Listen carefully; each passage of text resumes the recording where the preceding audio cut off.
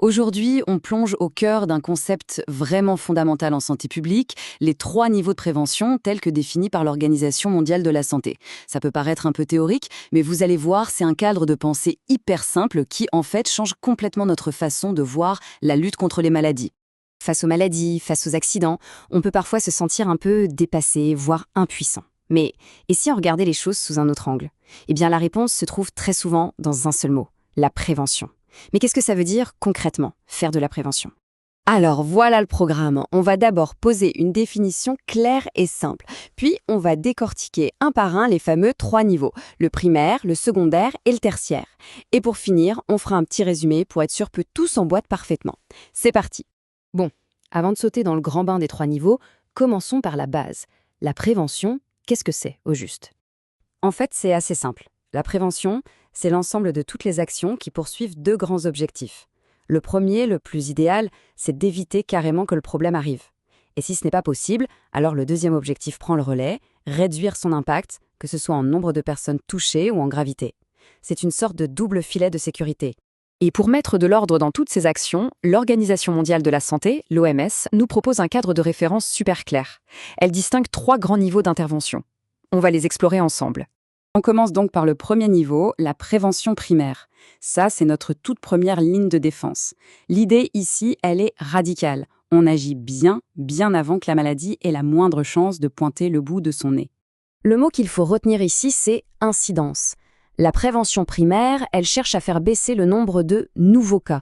Autrement dit, l'objectif est aussi simple que puissant, faire en sorte que la maladie ne démarre même pas. Il faut vraiment imaginer qu'on construit une sorte de bouclier. À ce stade, on n'est pas du tout en train de soigner ou de traiter quoi que ce soit. Non, on agit en amont, pour que le problème n'ait tout simplement jamais l'occasion de se manifester. Et concrètement, ça se traduit par 2 types d'actions qui se complètent. D'un côté, on a les mesures individuelles, ce que chacun peut faire. Une bonne hygiène, une alimentation saine, une activité physique régulière. Et de l'autre, on a les mesures collectives, qui dépendent de la société. Garantir une eau potable pour tous, bien gérer les déchets ou encore mettre en place des campagnes de vaccination. Les 2 sont absolument essentiels. Ok, mais alors que se passe-t-il si cette première ligne de défense est franchie? Si la maladie commence à s'installer, même de façon silencieuse? C'est justement là qu'intervient le deuxième niveau, la prévention secondaire. Et là, attention, le mot-clé change. On ne parle plus d'incidence, mais de prévalence. L'objectif n'est plus d'empêcher la maladie d'apparaître, mais bien de réduire sa durée. L'idée, c'est de la prendre de vitesse, de l'intercepter le plus tôt possible pour stopper net son évolution. C'est une véritable course contre la montre. La maladie est déjà là, c'est un fait. Mais chaque jour, chaque heure qui passe compte. L'enjeu, c'est d'agir vite, très vite, pour limiter sa progression et donc les dégâts qu'elle pourrait causer. Et pour y arriver, il y a 2 outils principaux. D'abord, le dépistage précoce, qui est crucial pour repérer la maladie avant même l'apparition de symptômes clairs. Et juste après, un traitement immédiat pour l'attaquer dès ses débuts. On arrive maintenant au 3e et dernier niveau, la prévention tertiaire. Ici, on se pose une autre question. Que faire quand la maladie est passée, mais qu'elle a laissé des traces, des séquelles? Là encore, l'objectif change complètement. Il ne s'agit plus de stopper la maladie, elle est déjà installée. Non, il s'agit de gérer ses conséquences. Le but, c'est de diminuer l'impact des handicaps, d'éviter que la maladie ne revienne et de réduire au maximum les invalidités dans la vie de tous les jours. L'enjeu est donc d'améliorer la qualité de vie après l'épisode aigu de la maladie.